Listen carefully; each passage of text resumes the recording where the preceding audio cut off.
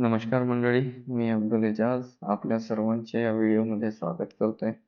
आजच्या व्हिडिओमध्ये आपण बघणार आहोत यूविन पोर्टलमध्ये आय डीज कोणकोणते असतात, त्या आय डीचे रोल्स काय आहेत, त्यांचे रिस्पॉन्सिबिलिटीज काय आहे आणि त्या आय डी कोणत्या लिंक्समध्ये जाऊन आपल्याला लॉग इन करता येईल या संदर्भात आपण चर्चा करणार आहोत. तर आपण बघूया यूविन पोर्टलमध्ये जेव्हा आपण काम करतोय तर कोणतीही आय डी असेल आणि कोणत्याही प्रकारची एंट्री असेल ती एंट्री अचूक केली जाईल याची खात्री करून आपल्याला करायचं आहे. कारण याच्या एकदा एंट्री केली की मग त्याच्यामध्ये एडिट करण्याचे पर्याय नसल्यासारखे आहेत. त्यामुळे आपल्याला अचूक प्रकारे एंट्री करायची आहे. तर आपण जिल्हा स्तरावरून बघणार आहोत की कोणकोणत्या आय डीमध्ये काय काय आपल्याला करता येईल आणि कोणत्या लिंक्समध्ये करता येईल. तर पहिले आपण बघूया डिस्ट्रिक्ट ॲडमिनिस्ट्रेटर. जिल्ह्याची जी आय डी आहे ती आय डी त्या आय डीमध्ये नेमकं आपल्याला काय करता येईल. तर तालुक्याची आय डी ॲड करणे म्हणजे जे तालुक्याचे अधिकारी आहेत त्यांची आय डी ॲड करणे किंवा स्टाफ ॲड करणे किंवा त्यांना डिलीट करणे. त्यांची बदली झाली असेल किंवा सेवानिवृत्त झाले असेल तर त्यांना डिलीट करणे. नवीन कोणी आले असेल तर त्यांना ॲड करणे.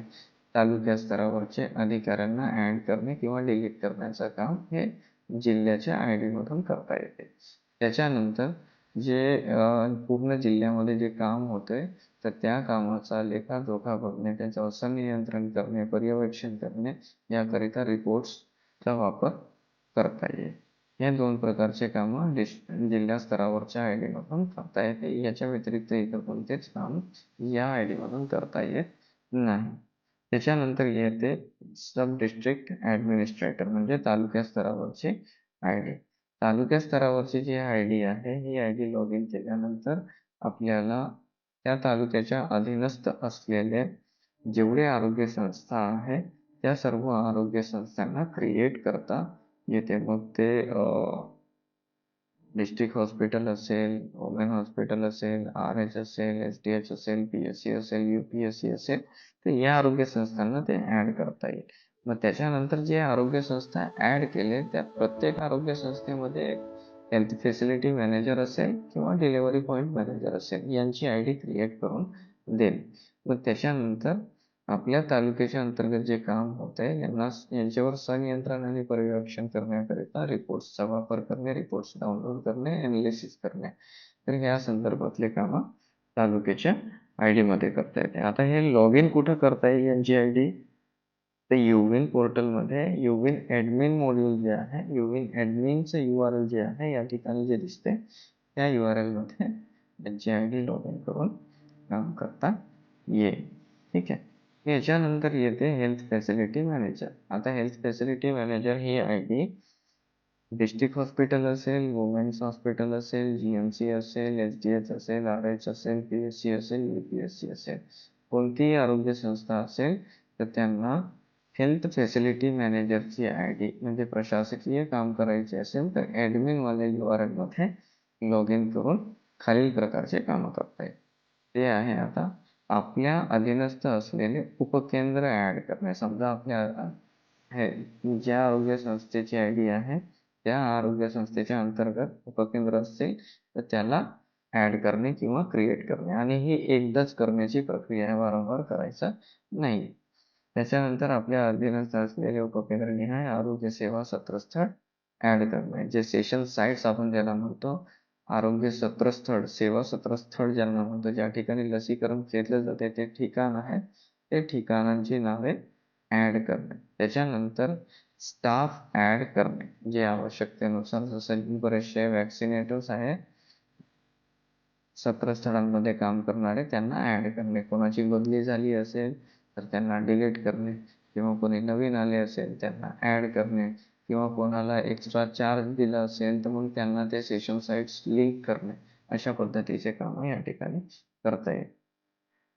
आणि आरोग्य सेवा सत्रस्थळ जे आपण या ठिकाणी क्रिएट केले त्याच्यामध्ये प्रत्येक सत्रस्थळामध्ये पुढील 3 महिन्याकरिता सत्र नियोजित करणे किंवा प्लॅन करणे आणि हे एकाच वेळी आपण पुढील 3 महिन्याचे सेशन्स प्लॅन करता येईल. लसीकरणाचे सत्र युविन पोर्टलमध्ये प्लॅन केलेले आहे, पण काही कारणास्तव ते पुढे ढकलण्याची वेळ आली किंवा त्याला कॅन्सल करण्याची परिस्थिती आली, तर ते पोस्टपोन किंवा कॅन्सल ही प्रक्रिया आहे, हे सुद्धा आपल्याला या ठिकाणी करता येते. मग आपण जे सेशन प्लॅन केलेले आहे, ते सेशन्स आपले कर्मचारी जे आपले वॅक्सिनेटर जे आहेत त्यांच्या मार्फत ते सुरू केले जात आहेत की नाही ऑनलाईन पद्धतीने, त्याची खात्री करणे किंवा त्याच्यावर मॉनिटरिंग करणे, हे सुद्धा आपण या ID मधून करू शकतो. आणि मग बाकी इतर आपल्या आरोग्य संस्थे स्तरावरचे जेवढे रिपोर्ट्स आहेत, ते सगळे रिपोर्ट्स काढून आपण आढावासाठी त्या रिपोर्ट्सचा वापर करू शकतो किंवा ज्या ठिकाणी काम कमी होते ते आपण जाणून त्यांना कामासंदर्भात मार्गदर्शन करू शकतो किंवा आपल्या कामाला गती प्राप्त करून देऊ शकतो. अशा पद्धतीने हेल्थ फॅसिलिटी मॅनेजर यांच्या ID मध्ये काम करता येईल. त्याच्यानंतर येते डिलिव्हरी पॉईंट मॅनेजर. वरील आरोग्य संस्थांपैकी कोणतीही आरोग्य संस्था ज्याला आपण डिलिव्हरी पॉईंट म्हणून असाइन केलं असेल, तर त्यांना एक डिलिव्हरी पॉईंट मॅनेजरचं ID सुद्धा असते. ती ID आपल्याला या ठिकाणी दिसत असलेल्या वॅक्सिनेटरवाल्या URL मध्ये लॉग इन करून खालील प्रकारचे कामं करता येईल. काय करता येईल? तर त्या आरोग्य संस्थेमध्ये जेवढे प्रसूती होतात, जेवढे डिलिव्हरीज होतात, त्या डिलिव्हरीजची एंट्री, त्या डिलिव्हरीच्या आउटकमची एंट्री युविन पोर्टलमध्ये करता येते. ठीक आहे. आणि समजा एकाच व्यक्तीला एखादी आरोग्य संस्था आहे, त्या ठिकाणी तो डिलिव्हरी पॉईंट पण आहे, तर मग अशा वेळेला तिथले जे प्रमुख आहेत त्यांना आपण दोन्हीही रोल देतो. जसा हेल्थ फॅसिलिटी मॅनेजरचाही रोल देतोय आणि डिलिव्हरी पॉईंट मॅनेजर म्हणजेच बोथ रोल असाइन करतोय. तर अशा वेळेस त्यांची एकच ID ॲडमिनवाल्या URL मध्ये लॉग इन केलं तर हेल्थ फॅसिलिटी मॅनेजरचे कामं करता येईल आणि वॅक्सिनेटरवाल्या URL मध्ये लॉग इन केलं तर मग अशा वेळेस ते डिलिव्हरी पॉईंट मॅनेजरचं काम करता येईल. आणि हे डिलिव्हरी पॉईंट मॅनेजरची ID सोबत युविन ॲप्लिकेशनमध्ये सुद्धा लॉग इन केलं तरी सुद्धा डिलिव्हरी पॉईंट मॅनेजरचे काम करता येईल. युविन ॲप्लिकेशनमध्ये ॲडमिनचे कोणतेच रोल करता येणार नाही.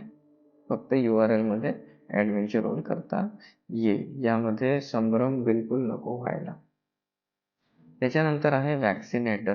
जे लसीकरण करतात ते कर्मचारी युविन वॅक्सिनेटरवाल्या URL मध्ये लॉग इन करून आपली ID लसीकरणाची एंट्री करू शकतात. सर्वप्रथम त्यांचं टास्क आहे ते आशा ॲड करणे.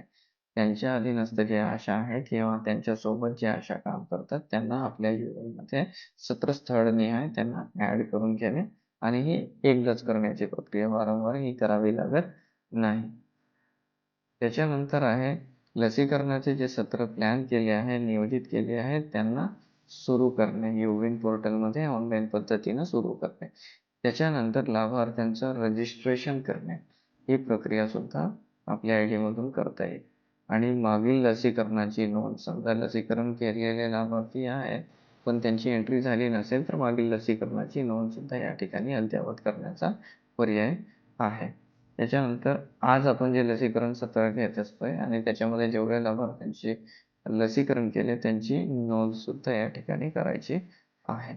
जर एखाद्या लाभार्थ्याचा मृत्यू झाला असेल तर मग त्या लाभार्थ्याच्या मृत्यूची नोंद सुद्धा या ठिकाणी आपल्याला करता येते. याच्यानंतर आहे आशा मॉड्यूल. मग आशा आपली ID वॅक्सिनेटरवाल्या URL मध्ये लॉग इन करून ते आपले टास्क करू शकतात. त्याच्यामध्ये लाभार्थ्यांचं रजिस्ट्रेशन ते करू शकतात, ड्यू लिस्ट काढू शकतात, त्यांनी जेवढं रजिस्ट्रेशन केलं त्याची यादी काढू शकतात, त्यांच्या लसीकरण सत्रस्थळामध्ये जेवढे लाभार्थ्यांचं लसीकरण झाले, त्यांची एंट्री झाली, त्याची सुद्धा यादी ते काढू शकतात. तर अशा पद्धतीनं आशा सुद्धा आपल्या युविन ID मध्ये जाऊन काम करू शकतात आणि रिपोर्ट्स बघू शकतात.